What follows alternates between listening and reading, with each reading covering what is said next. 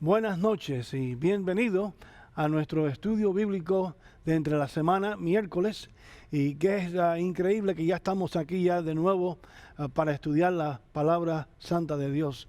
Gracias por estar con nosotros, gracias por permitirme a mí tener el privilegio, el honor de venir a su casa o donde usted esté y estudiemos juntos la palabra de Dios.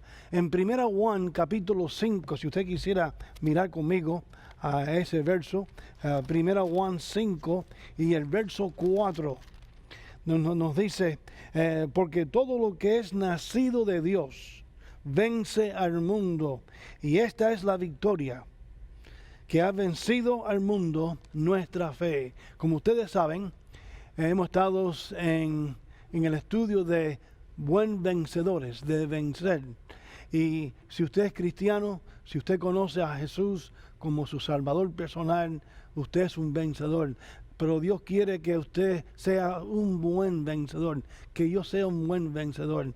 Y eso es conforme a nuestra fe, que practiquemos nuestra fe en nuestro Salvador diariamente. Bueno, hoy vamos a seguir y vamos a entrar en un tema diferente, un tema muy importante, y vamos a escoger el libro de Filipenses, un precioso libro, tremendo libro para estudiar.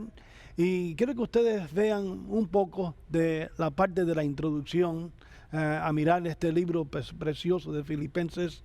Era un tiempo difícil cuando el apóstol Pablo, que fue el autor físico de la carta, la epístola de Filipenses, fue un tiempo difícil, era un tiempo extraño, un tiempo de mucho estrés, un tiempo con problemas políticos, problemas económicos, y había persecución cristiana. Los cristianos eran perseguidos por la fe de ellos en Cristo Jesús.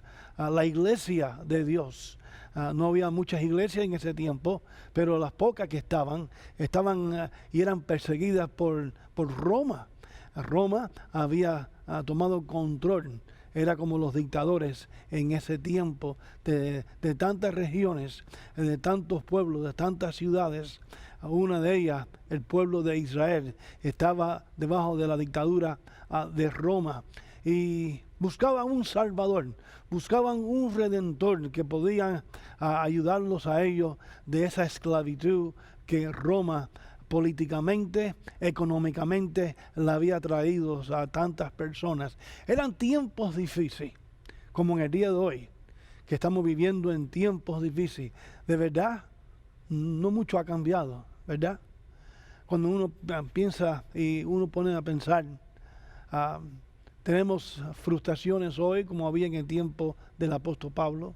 Tenemos estrés hasta aquí, como había en el tiempo del apóstol Pablo. La iglesia, nuestra fe cristiana, está perseguida. Tenemos ciertas persecuciones, créame, allá afuera. Tenemos problemas políticos, tenemos problemas de unidad, no hay unidad de verdad en tantos lugares. Tenemos problemas serios. Y igual que en el tiempo de la iglesia de Filipos, igual que en el tiempo que Pablo le escribe esta carta a la iglesia de Filipos, a los hermanos, a los santos, a los cristianos que estaban congregados buscando esperanza, buscando auxilio, igual que en el día de hoy. ¿Cuántos van a la iglesia buscando? ¿Cuántos van a la palabra de Dios buscando? Bueno, abren conmigo el libro de Filipenses, por favor, el capítulo 1, y vamos a mirar el verso 1 y el verso 2. Pero antes que eso vamos a orar. Señor Jesús, te pido ahora en el nombre precioso de Jesús que tú me ayudes a mí de ayudar a los demás. Padre, que tú bendigas a tu palabra en nuestras vidas. Señor, de oír esta noche y de estudiar juntos esta noche tu preciosa palabra. Padre Celestial, que sea una bendición. Padre Celestial, que nos ayude de estar más cerca a ti, de caminar más cerca a ti, que los demás vean en nuestras vidas la persona, el Señor Jesucristo, que es la esperanza de gloria. Ahora, Padre Celestial, te damos las gracias por el honor, por el privilegio que tú me has dado a mí, y a nosotros de oír y de estudiar tu preciosa palabra, en el nombre de Jesús. Amén. Vamos a mirar Filipenses capítulo 1 y el verso 1 y 2, y nos dice: Pablo y Timoteo, siervos de Jesucristo, a todos los santos en Cristo Jesús que están en Filipos, con los obispos y diáconos. Esa es la introducción de este libro, el verso 1 y el verso 2. Déjame decir, continuar de decir lo que empecé a decirle a ustedes hace minuto atrás, que estamos viviendo en tiempos difíciles, igual como el apóstol Pablo, que ya estaba viviendo, y los cristianos en ese tiempo, en tiempos difíciles. El diablo no ataca el corazón del creyente porque ahí está el Espíritu Santo. Y como cristianos debemos dejar que el Espíritu Santo que está en nuestro corazón, Él es Dios, recuerda, que está en nuestro corazón, no solamente esté allí en el corazón de nosotros, como nuestro Redentor que es Jesús, pero mire bien, que Él debe de llenar nuestro cuerpo, debe de llenar nuestra mente, el Espíritu Santo, y todo lo que tenemos nosotros. Lo que el diablo ataca, como no puede atacar el corazón, es el diablo ataca la mente.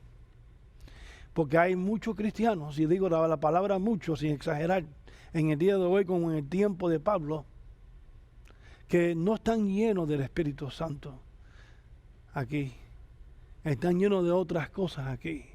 Y el diablo se aprovecha de atacar la mente. Pues en este libro, en esta epístola de Filipenses, es dedicada a ayudar al creyente mentalmente. No solamente espiritualmente, claro que sí, pero mentalmente. Cómo confrontarnos con tantas cosas que suceden todos los días. Este libro es un libro dinámico. Déjame decir, por favor, que vemos, número uno, vemos a Pablo que es el apóstol. Pablo que es el autor físico de esta epístola, y el Espíritu Santo, el autor espiritual, el autor de este libro. En Primera de Corintios, quiero invitar que mire conmigo a varios pasajes esta noche en nuestro estudio. En Primera de Corintios, capítulo 1, nos dice, y el verso 1, Pablo, llamado a ser apóstol de Jesucristo por la voluntad de Dios, y el hermano Sóstenes. Ahí dice aquí, Pablo, llamado a ser apóstol. Fue una llamada que Pablo recibió, y Pablo, que no lo merecía de ninguna manera, igual que nosotros que no merecemos nada de Dios, ni aún la llamada que Él nos da a nosotros.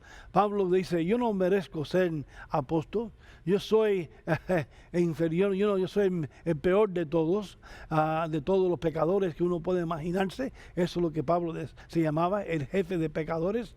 Y aún por la gracia divina de Dios, Dios llamó a Pablo, no solamente lo llamó a través de su divina gracia para redimirlo como nosotros en Cristo, pero mire bien, por favor, Dios lo llamó a él para ser apóstol, mensajero del Señor. Un mensajero que fue tremendo mensajero para la gloria de Dios, ¿verdad? No solamente aquí vemos que Pablo fue el que se menciona aquí en la introducción de este libro, pero también Pablo y Timoteo.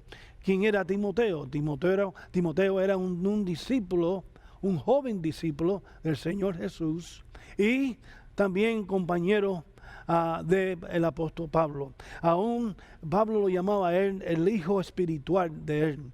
Era el hijo espiritual de Pablo. Pablo quería tanto a él como si fuera su propio hijo.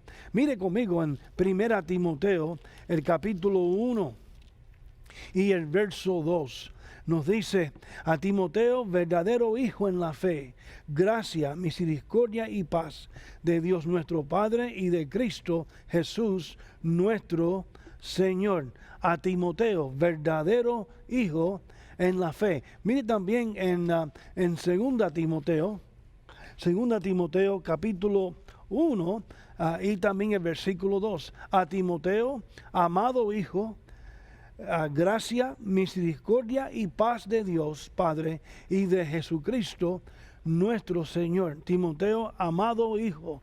No era el hijo carnal, claro, del apóstol Pablo, pero era el hijo en la fe del apóstol Pablo. Y Pablo quería mucho a Timoteo. Entonces, a empezar esta carta de Filipenses, Pablo dice, hey, yo y junto conmigo, mi hijo en la fe, mi compañero en la fe, Timoteo.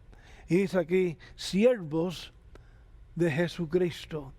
Siervos no de los hombres, siervos de Jesucristo. Qué tremenda introducción, ¿verdad?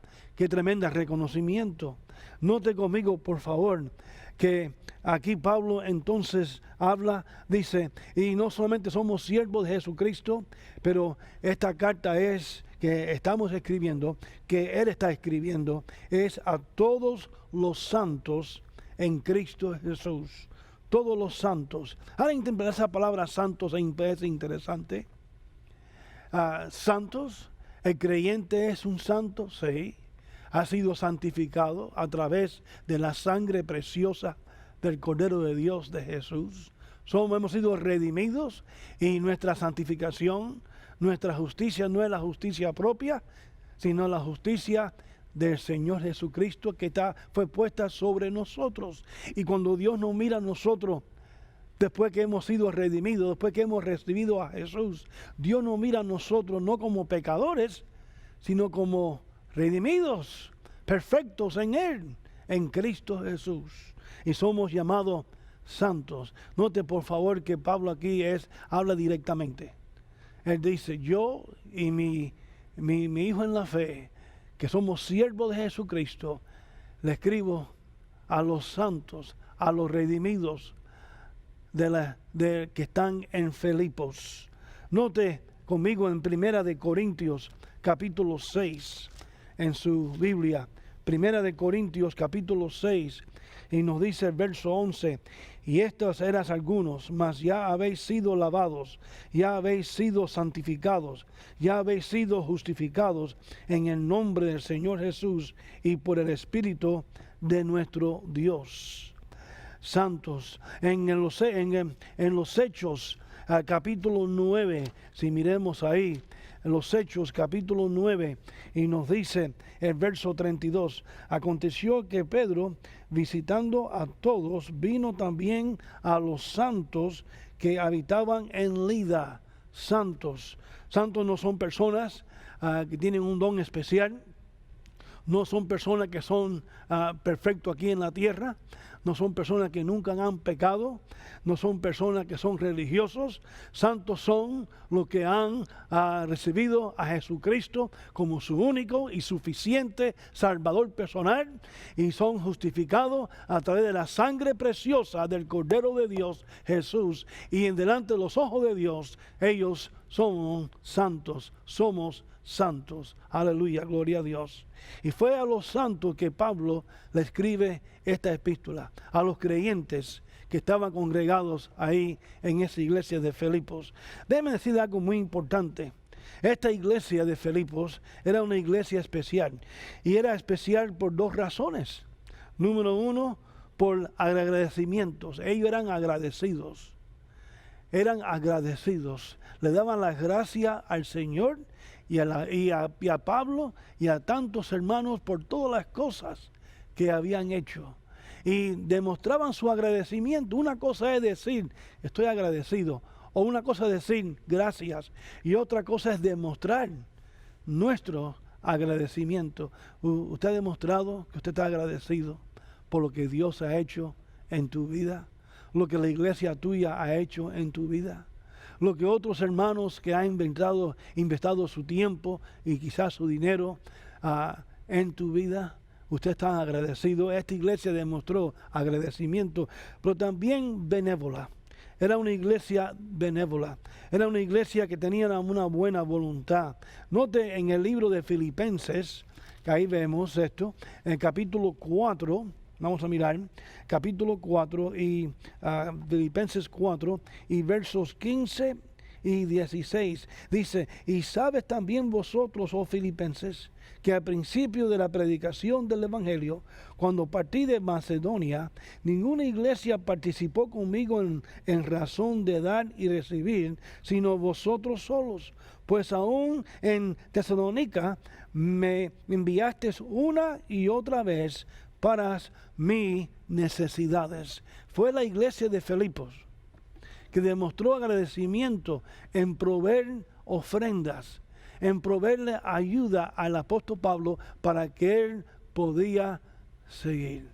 Una manera, yo creo, que la iglesia puede demostrar, que nosotros podemos demostrar agradecimiento por esos siervos que se han entregado completamente a servir a nuestro Señor, es de ayudarlos a ellos económicamente, es de ayudarlos a ellos en oración, es de apoyarlos a ellos, y eso lo tenemos en nuestras manos por la gracia de Dios. Este fue el caso de Filipos. Era una iglesia especial por eso, pero no solamente eso. Vamos a regresar un poquito más hacia adelante, por favor. ¿Quién fue el que empezó esta obra? Fue el apóstol Pablo. En su segundo viaje misionero, Pablo empezó esta obra. Es interesante reconocer que no empezó esta obra cuando estaban los tiempos perfectos, cuando todo estaba tranquilo. No. Él empezó esta obra cuando todo el tiempo estaba alborotado y había tantos conflictos y tantos momentos altos y bajos en la vida de los hermanos de la fe y de tantas personas. Pablo no esperó por el tiempo oportuno o por el tiempo perfecto. Pablo decía, el tiempo es ahora. Y déjeme decir una cosa a usted, el tiempo es ahora para servir a Cristo. El tiempo es ahora para entregarnos a Él. El tiempo es ahora de creer en sus promesas, de confiar en Él y de aumentar nuestra fe. No esperar por el tiempo oportuno, no esperar por el candidato que sea el que queremos nosotros, que sea el próximo presidente o que siga como presidente. No. El momento es ahora. Ahora es el tiempo de servir al Señor Jesús. Y Pablo fue en su segundo viaje misionero el que fundó esta obra. Pero mire conmigo, por favor, en los Hechos capítulo 16, con su permiso.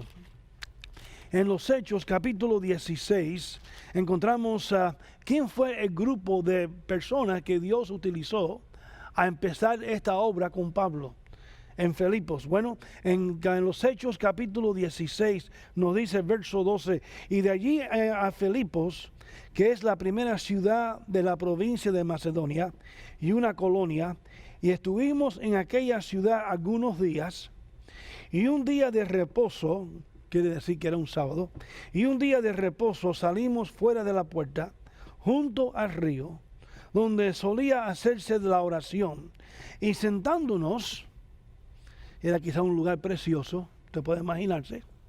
Y sentándonos, dice aquí, hablamos a las mujeres que se habían reunido con Pablo y con Silas, su ayudante en ese tiempo.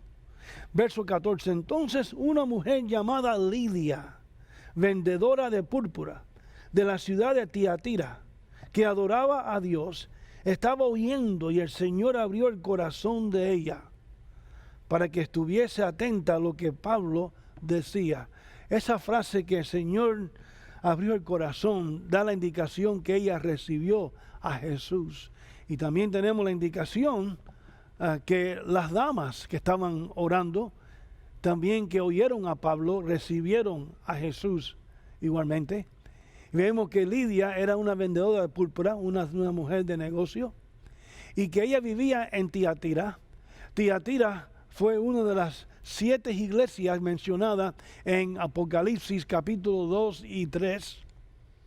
Tiatira fue una iglesia de las 7 iglesias, y a veces uno se pregunta, ¿quién fue la fundadora o el fundador de la iglesia de Tiatira? Muchos creen que fue Lidia, que ella, después que recibió a Cristo, salió de ese lugar y regresó a Tiatira, y ahí empezó la obra, ella y su familia. Era quizás posible. Pero aquí vemos que un grupo de damas, no un grupo de hombres, no un grupo de machos, sino un grupo de damas. Gracias, Señor, por las damas de nuestra iglesia. Yo creo, mi convicción personal, que tenemos las mejores damas de todas las damas en nuestra iglesia. La palabra dama no estoy exagerando, eso es lo que son. Son damas. Son damas con corazón precioso y mente preciosas. Son damas que apoyan a sus esposos. Gracias. Son damas que cuidan a sus hijos y crían a sus hijos bien. Son damas que aman a Jesús, su Salvador, y aman a su iglesia y aman a su pastor. Son damas que uno puede contar en ellas continuamente. Son damas que se han sacrificado. Son damas que ayudan en el ministerio de las aduanas y de tantos ministerios.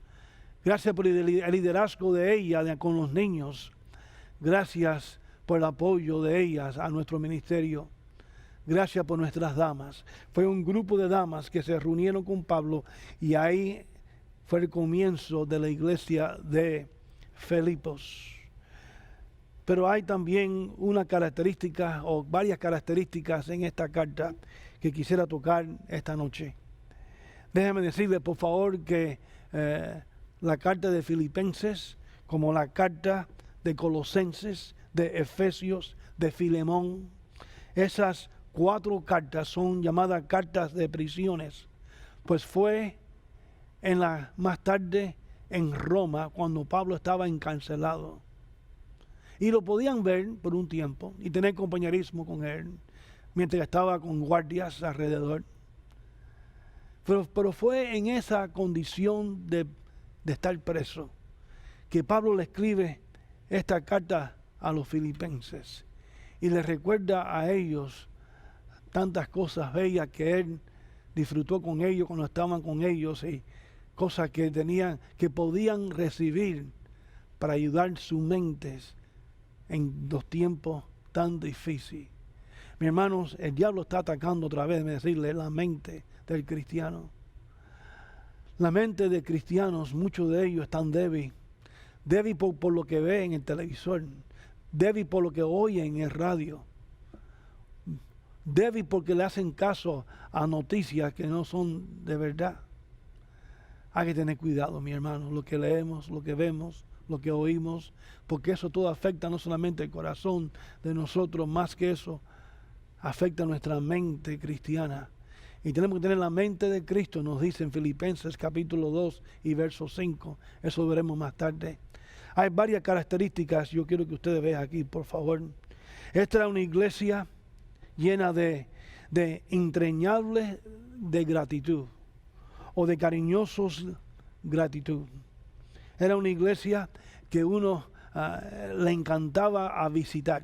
¿Usted conoce iglesias así? Yo espero que nuestra iglesia sea así. Una iglesia cariñosa.